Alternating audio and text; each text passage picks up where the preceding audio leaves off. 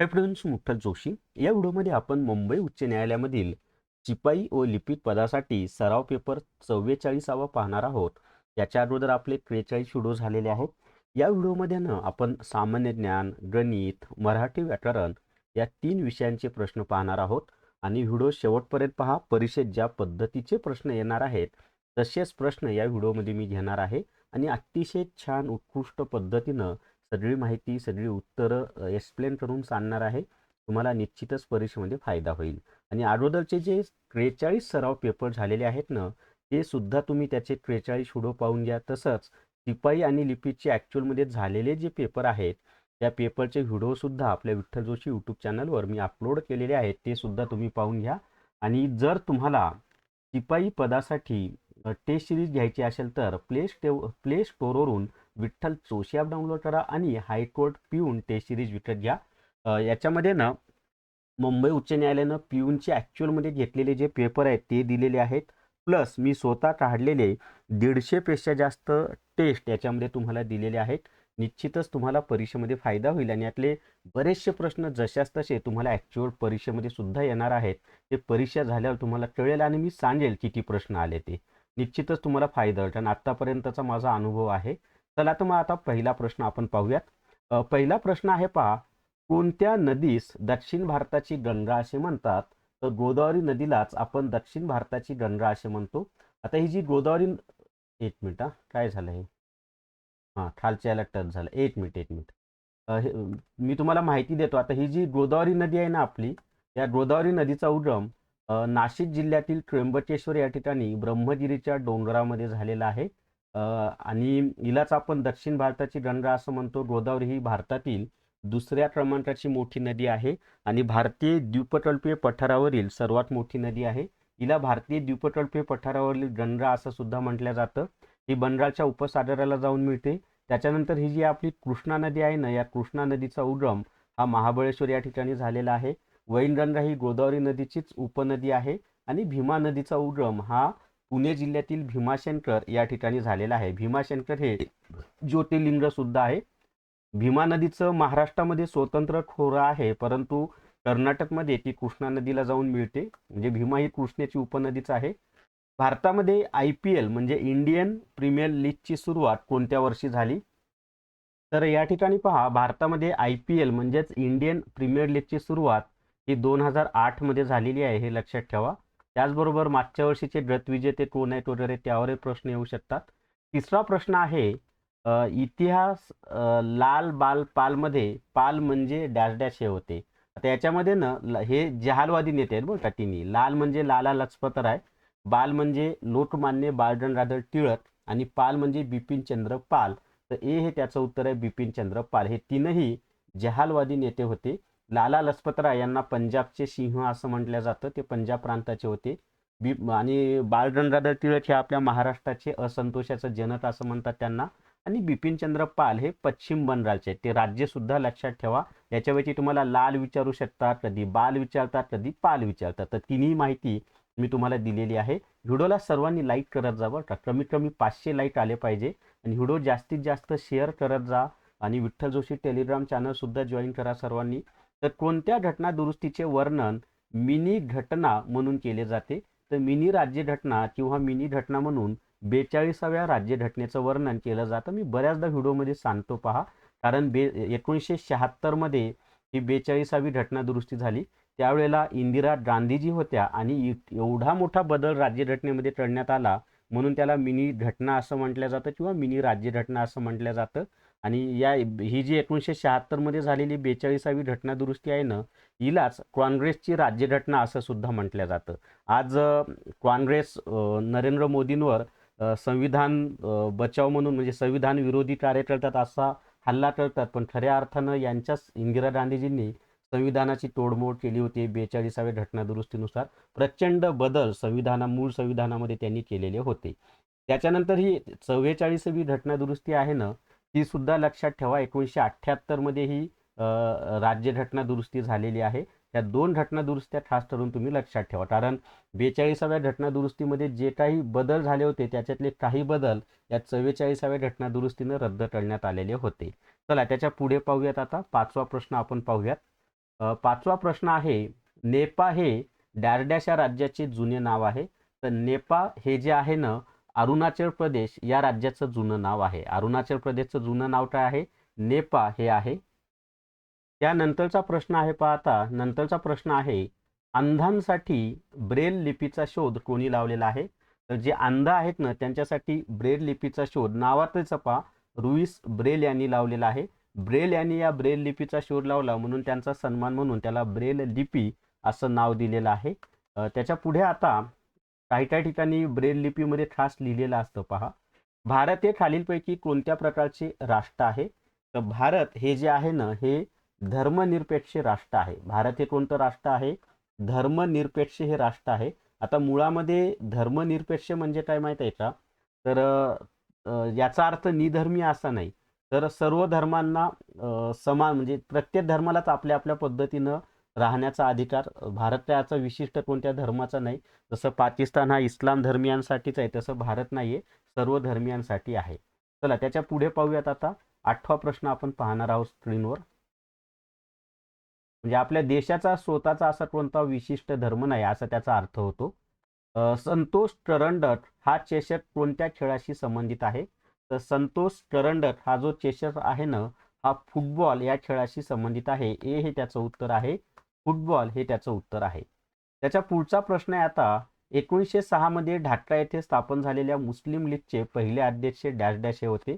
तर 1906 मध्ये ढाका येथे स्थापन झालेल्या मुस्लिम लीगचे पहिले अध्यक्ष कोण होते माहित आहे का? तर आगा खान हे होते. आता या आगा खानचा पॅलेस आपल्या पुण्यामध्ये आहे बरं का. आणि 1942 मध्ये महात्मा गांधीजींना नजर कैदेमध्ये या आगा खान पॅलेसमध्येच ठेवण्यात आलं होतं. येथे त्यांच्यासोबत त्यांच्या मिसेस कस्तुरबा गांधी ह्या सुद्धा होत्या. त्यांचे जे सहाय्यक होते, म्हणजे अशी पी ए म्हणूयात आपण, शिवसहाय्यक देसाई, ते सुद्धा होते. आणि या ठिकाणीच कस्तुरबा गांधी यांचं दुःखद निधन झालं. देसाई यांचं सुद्धा दुःखद निधन झालं आणि त्या दोघांची समाधी आगा खान पॅलेसमध्ये आहे. त्यानंतर पुढचा प्रश्न, आणि मुस्लिम लीगचं स्थापना ढाका या ठिकाणी झाली बरं का. ती कधी झाली? 1906 मध्ये. वर्षे लक्षात ठेवा, कुठं स्थापना झाली ते लक्षात ठेवा, त्याच्यावरही प्रश्न आपल्याला येतात परीक्षेमध्ये. खास करून मुस्लिम लीगची स्थापना कोणत्या वर्षी झाली यावर हमखास प्रश्न विचारले जातात.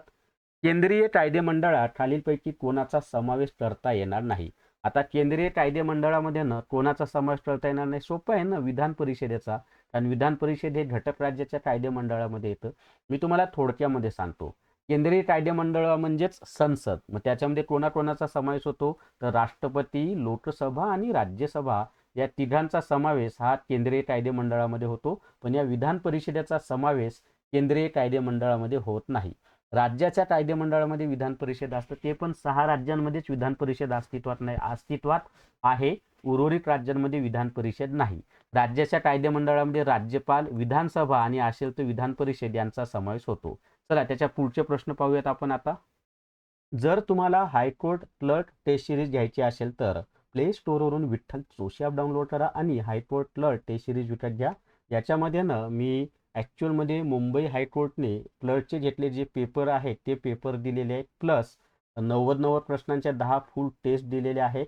आणि टॉपिक वाईज टेस्ट 350 पेक्षा जास्त आहेत. इथं आधी 200 प्लस दिले, पण 350 पेक्षा जास्त आहेत. अजूनही त्यामध्ये रोजच्या रोज अपलोड होत असतं नवीन नवीन मटेरियल, नवीन नवीन टेस्ट त्यामध्ये अपलोड होत जातात.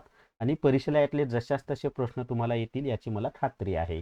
आणि फी फक्त 200 प्लस GST आहे. त्यासाठी प्ले स्टोअरवरून विठ्ठल जोशी ॲप डाउनलोड करा आणि हायकोर्ट क्लर्क टेस्ट सिरीज विकत घ्या. चला त्याच्या पुढचा प्रश्न आहे आता, लोणार तलाव किंवा लोणार सरोवर खालीलपैकी कोणत्या जिल्ह्यात आहे? तर लोणार सरोवर हे बुलढाणा जिल्ह्यामध्ये आहे. आणि उल्कापातामुळे निर्माण झालेलं ते सरोवर आहे किंवा तलाव आहे. कशामुळे निर्माण झालेलं आहे? उल्कापातामुळे निर्माण झालेलं आहे. डॅश डॅश हे नत्रयुक्त कृत्रिम खत आहे. आता नत्रयुक्त कृत्रिम खत कोणतं आहे माहिती आहे का या ठिकाणी? तर अमोनियम सल्फेट हे त्याचं उत्तर येते. पहा काय उत्तर येते त्याचं? अमोनियम सल्फेट हे नत्रयुक्त काय आहे? कृत्रिम खत आहे. कृत्रिम म्हणजे मानवनिर्मित. अमोनिया म्हणलं की त्याच्यामध्ये काय असतं? नत्र असतं, एवढं लक्षात ठेवा तुम्ही. चला त्याच्या पुढे आता 13 नंबरचा प्रश्न पाहूयात. माझे गाव माझे तीर्थ हे आत्मचरित्र खालीलपैकी कोणाचे आहे? तर माझे गाव माझे तीर्थ हे जे आत्मचरित्र आहे ना, ते अण्णा हजारे यांचं आहे. अण्णा हजारे हे अहिल्यानगर जिल्ह्यातील राळेगण सिद्धीचे आहेत. तिथंच त्यांनी फार मोठं काम केलेलं आहे. कशाचं? जल संवर्धनाचं आणि निर्व्यसनी लोकांना बनवण्यासाठी फार मोठं काम केलेलं आहे. चला त्याच्या पुढे आता त्याचा पुढचा प्रश्न आहे 14 नंबरचा प्रश्न तुम्हाला स्क्रीनवर दिसेल. बाबा आढाव यांनी हमाल पंचायतची स्थापना केलेली बरं का. त्याच्यावर सुद्धा प्रश्न येतात. हमाल पंचायत कोणी स्थापन केली? तर बाबा आढाव.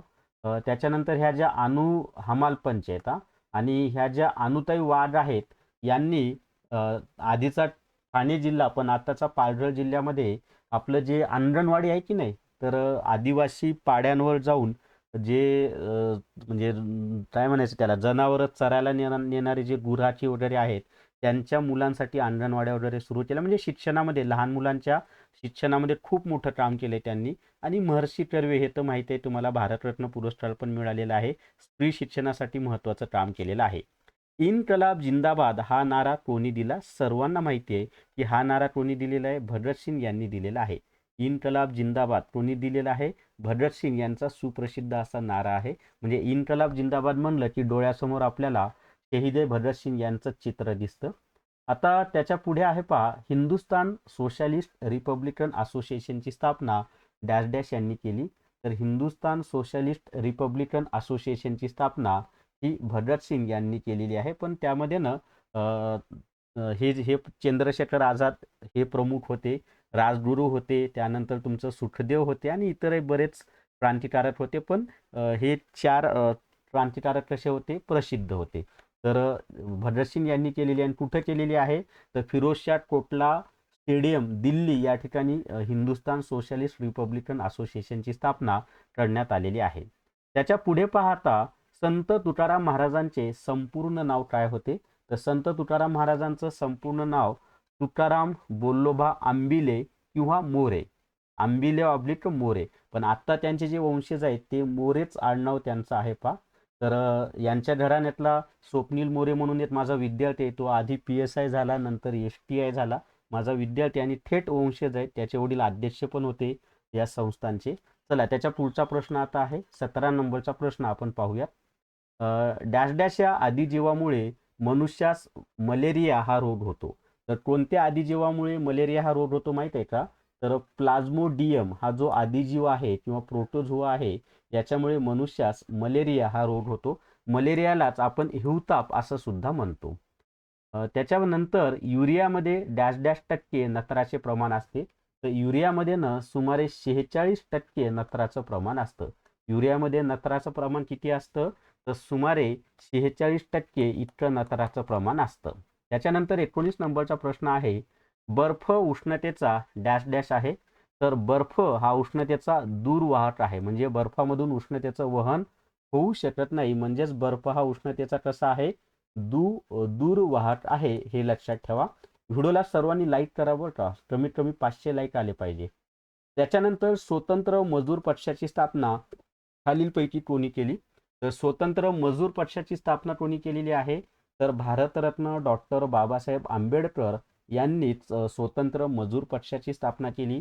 त्यांनी पीपल्स एज्युकेशन सोसायटीची सुद्धा स्थापना केलेली आहे. खूप मोठं काम आहे त्यांचं, सगळ्यांना माहिती आहे. चला आणि यांनाच आपण भारतीय राज्यघटनेचे शिल्पकार असं सुद्धा म्हणतो. आता त्याच्या पुढचा प्रश्न आपण पाहूया. अजून तुम्हाला म्हणजे नामधारी गोखले हे जे आहेत यांनी भारत सेवक समाजाची स्थापना केली, ते पण माहिती असू द्या. इंडियन सर्वंट सोसायटी असे इंग्लिशमध्ये नाव आहे. महात्मा ज्योतिबा फुले यांनी सत्यशोधक समाजाची स्थापना पुण्यामध्ये केलेली आहे, हे पण सर्वांना माहिती असू द्या. चला त्याच्या पुढचे प्रश्न पाहूयात आता. जर तुम्हाला लिपिक आणि शिपाई या दोन्ही पदांची तयारी करायची असेल तर प्ले स्टोअरवरून विठ्ठल जोशी ॲप डाउनलोड करा आणि न्यायालय भरती ई-बुक विकत घ्या. याच्यामध्ये लिपिक आणि शिपाईचे ॲक्च्युअलमध्ये झालेले प्रिव्हियस इयर क्वेश्चन पेपर दिलेले आहेत. प्लस या दोन्हीचा जो काही अभ्यासक्रम आहे तो वन लाईनर स्वरूपामध्ये छानपैकी व्यवस्थित दिलेला आहे. संपूर्ण सिलेबस डिटेल्समध्ये माहिती दिलेली आहे. प्लस सरावासाठी भरपूर पेपर याच्यामध्ये दिलेले आहेत. लिपिक आणि शिपाईचे दोन्हीचे भरपूर पेपर सरावासाठी दिलेले आहेत आणि फी फक्त 200 प्लस GST आहे. चला त्याच्या पुढचा प्रश्न पाहूयात आता. प्रश्न आहे पहा, लाईन ऑफ कंट्रोल ही सीमारेषा कोणत्या देशाच्या दरम्यान आहे? तर लाईन ऑफ कंट्रोल ही जी सीमारेषा आहे ना भारत आणि पाकिस्तान यांच्या दरम्यान आहे. आता मुळामध्ये भारत आणि पाकिस्तान यांच्या दरम्यान असलेली जी सीमारेषा आहे तिला आपण रॅड क्लिफ सीमारेषा असं म्हणतो. भारत आणि अफगाणिस्तान दरम्यान जी सीमारेषा आहे तिला ड्युरंड रेषा म्हणतो. भारत आणि चीनच्या दरम्यान जी सीमारेषा आहे तिला आपण मॅकमोहन रेषा असं म्हणतो. ठीक आहे. आणि भारत आणि बांगलादेशच्या दरम्यान सुद्धा रॅड क्लिफच आहे. चला त्याच्या पुढचा प्रश्न आता पाहूया. कारण बांगलादेश आधी पाकिस्तानचाच भाग होता, पूर्व पाकिस्तान होता तो. झिरो बजेट शेतीचे जनक म्हणून कोणाला ओळखले जाते? तर झिरो बजेट शेतीचे जनक म्हणून डॉक्टर सुभाष पाळेकर यांना ओळखलं जातं. सुभाष पाळेकर हे त्याचं उत्तर आहे. आणि हे जे डॉक्टर एम.एस. स्वामीनाथन आहेत ना हे भारताच्या हरित क्रांतीचे जनक आहेत. आणि हरित क्रांतीमुळं तांदूळ आणि गहू या 2 अन्नधान्य पिकांचं उत्पादन फार मोठ्या प्रमाणामध्ये वाढलेलं आहे. आणि जागतिक हरित क्रांतीचे जनक हे नॉर्मन बोरलॉग आहेत. ते पण माहिती असू द्या, मेक्सिकन या देशाचे आहेत ते. ड्राविलगड किल्ला कोणत्या जिल्ह्यात आहे? तर हा जो ड्राविलगड किल्ला आहे ना हा अमरावती या जिल्ह्यामध्ये आहे. आणि सातपुडा पर्वत रांगेमध्ये तो किल्ला आपल्याला पाहायला मिळतो. शरीरात रक्त पुरवठा डॅश डॅश या अवयवामुळे होतो. तर शरीरामध्ये रक्त पुरवठानं हृदय या अवयवामुळे होतो. हृदय म्हणजे काय माहिती आहे का? आपल्या शरीरामधील एक प्रकारची पंपिंग मशीनच आहे. शरीरातील अशुद्ध रक्त हृदयाकडे खेचल्या जातं आणि ते फुफ्फुसात शुद्ध होऊन परत हृदयात जातं आणि ते शुद्ध रक्त परत संपूर्ण शरीराला पुरवठा होतो. धमन्यांच्या माध्यमातून शुद्ध रक्ताचा पुरवठा होतो. आणि आपल्या ज्या नसा असतात म्हणजे निळ्या रंगाच्या दिसतात त्याच्यामध्ये अशुद्ध रक्त असतं. चला त्याच्या पुढे आता 25 नंबरचा प्रश्न आहे. डॅश डॅश ही शरीरातील सर्वात मोठी ग्रंथी आहे. तर यकृत किंवा लिव्हर ही शरीरातील सर्वात मोठी ग्रंथी आहे. खूप परीक्षांना हा प्रश्न रिपीट होतो बरं का. स्वादुपिंडामधून इन्सुलिन बाहेर पडतं त्यामुळं आपला मधुमेह नियंत्रित म्हणजे रक्तातील साखरेचं प्रमाण नियंत्रित होतं. आणि त्यामध्ये बिघाड झाला की मधुमेह होतो. म्हणजे मधुमेह हा आजार स्वादुपिंडाशी संबंधित आहे. ट्राव्हिल हा जो आजार आहे किंवा हेपॅटायटिस आजार आहे तो यकृत या अवयवाशी संबंधित आहे. आणि आपल्याला गालफुगी नावाचा आजार होतो. तर ह्या ज्या लाळ उत्पादक ग्रंथींमधला सूज आली की गालफुगी हा आजार होतो. आणि जठर ग्रंथीमधून जठर रस बाहेर पडत असतो. जठर ग्रंथीचा जठरचा आकार इंग्लिशमधील जे सारखा असतो. चला त्याच्या पुढे आता वाक्याचा आता गणिताचे प्रश्न पाहणार आहोत आपण. वाक्याचा अर्थ पूर्ण करणारा व क्रिया दर्शवणारा शब्द म्हणजे डॅश डॅश डॅश. तर क्रियापदाची व्याख्याच आहे पहा. काय व्याख्या आहे क्रियापदाची? की वाक्याचा अर्थ म्हणजे वाक्याचा अर्थ पूर्ण करणाऱ्या क्रियावाच्य शब्दालाच क्रियापद असे म्हणतात. बी हे त्याचं उत्तर आहे क्रियापद. त्यानंतरचा प्रश्न आहे पहा. डॅश डॅश ही वाक्याचा अर्थ पूर्ण करणार हे झालंय आपलं. क्रियापद हे त्याचं उत्तर आहे. चला 27 नंबरचा प्रश्न पाहूयात आता. मराठी व्याकरणात शब्दाच्या एकूण डॅश डॅश जाती मानल्या जातात. तर मराठी व्याकरणामध्ये ना शब्दाच्या एकूण 8 जाती आहेत. या 8 जाती कोणकोणत्या आहेत? तर नाम, सर्वनाम, विशेषण, क्रियापद, क्रियाविशेषण अव्यये, त्याच्यानंतर शब्दयोगी अव्यये, उभयनवी अव्यये आणि केवळ प्रयोगी अव्यये. या 8 जातींपैकी 4 जाती ह्या विकारी मानल्या जातात आणि 4 जाती ह्या अविकारी मानल्या जातात. त्याच्यामध्ये नाम, विशेषण, सर्वनाम आणि क्रियापद ह्या विकारी जाती मानल्या जातात कारण त्यांच्यामध्ये लिंग व वचननुसार बदल होतो. आणि उर्वरित ज्या 4 आहेत क्रियाविशेषण अव्यये, शब्दयोगी अव्यये, उभयनवी अव्यये आणि केवळ प्रयोगी अव्यये ह्या अविकारी जाती मानल्या जातात कारण त्यांच्या रूपामध्ये लिंग व वचनानुसार बदल होत नाही. त्याच्या पुढे 28 नंबरचा प्रश्न आता गणिताचा प्रश्न आहे पहा. उर्वरित 3 गणिताचे प्रश्न आहेत आता 28, 29, 30. जर 18 सायकलींची किंमत 31,950 रुपये आहे तर अशा 7 सायकलींची किंमत किती? आता हे कसं सोडायचं माहिती आहे का आपल्याला? तर सर्वात आधी 31,950 भागिले 18 करावं लागेल. मग ते आपण करूयात. 31,950 भागिले 18.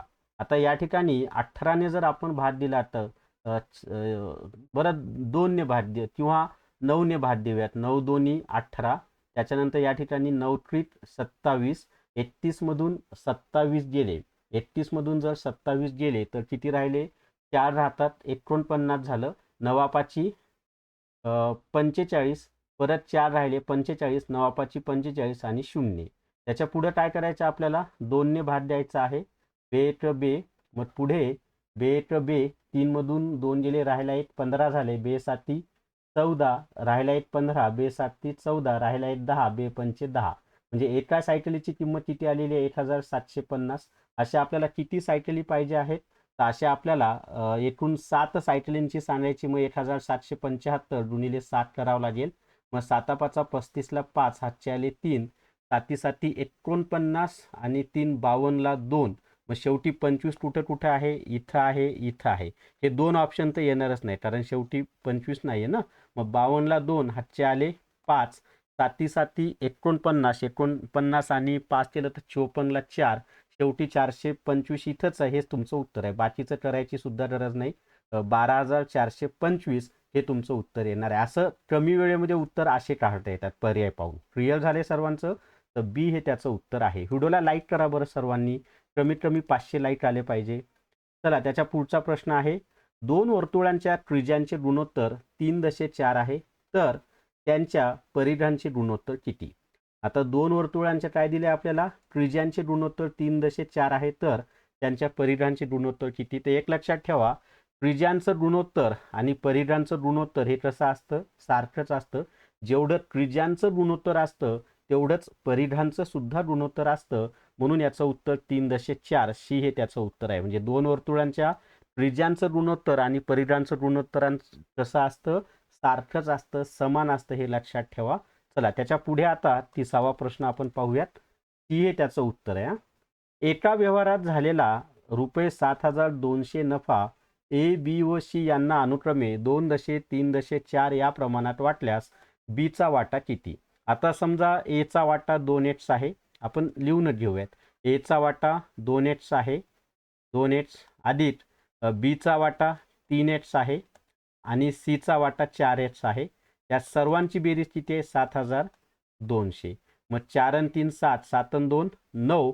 मग एक्स 9x आले किती? 9x बरोबर 7,200. म्हणजेच x बरोबर 7,200 भागिले 9. 9 1 9, 9 8 72. एक्सची किंमत 800 आली की नाही? आपल्याला कोणाचा वाटा काढायचा आहे? बीचा. बी म्हणजे हा मधला 3x. मग 3 गुणिले 8 केलं तर किती येते? 2400. 3 गुणिले 8 केलं तर काय? 3 गुणिले 800 जर आपण केलं तर उत्तर काय आलं? 2400. हा कोणाचा वाटा झाला? बीचा वाटा 2400 झाला. एचा जर काढायचा असता तर आपण काय करावं लागला असता? 8 2 16, 1600 आला असता. आणि सीचा जर वाटा विचारला असता तर तो किती आला असता? 8 चोट 32, 3,200 आला असता. तर बीचा वाटा हा 2,400 आहे. आणि जर तुम्हाला हायकोर्ट रेकॉर्डेड व्हिडिओ कोर्स घ्यायचा असेल तर प्ले स्टोरवरून विठ्ठल जोशी ॲप डाउनलोड करा आणि हायकोर्ट रेकॉर्डेड व्हिडिओ कोर्स विकत घ्या. फक्त 500+ GST मध्ये हा हायकोर्ट रेकॉर्डेड व्हिडिओ कोर्स दिलेला आहे. याच्यामध्ये कॉम्प्युटर, अंकगणित, बुद्धिमत्ता चाचणी, मराठी व्याकरण, इंग्लिश ग्रामर यांचे रेकॉर्डेड व्हिडिओ दिलेले आहेत. प्लस 400 रुपयाचे 2 कोर्स मोफत दिलेले आहेत. न्यायालय भरती ई बुक आणि क्लर्क टेस्ट सिरीज. निश्चितच तुम्हाला फायदा होईल. आणि इतिहास, राज्यघटना, भूगोल यांचे सुद्धा व्हिडिओ यामध्ये दिलेले आहेत. तर या व्हिडिओमध्ये आणि झालेले पेपरसुद्धा, लिपिकचे झालेले पेपरसुद्धा यामध्ये दिलेले आहेत. तर या व्हिडिओमध्ये एवढीच माहिती. या व्हिडिओला सर्वांनी लाईक करा, शेअर करा आणि विठ्ठल जोशी जे आपलं यूट्यूब चॅनल आहे ते सबस्क्राईब करा. Thank you very much.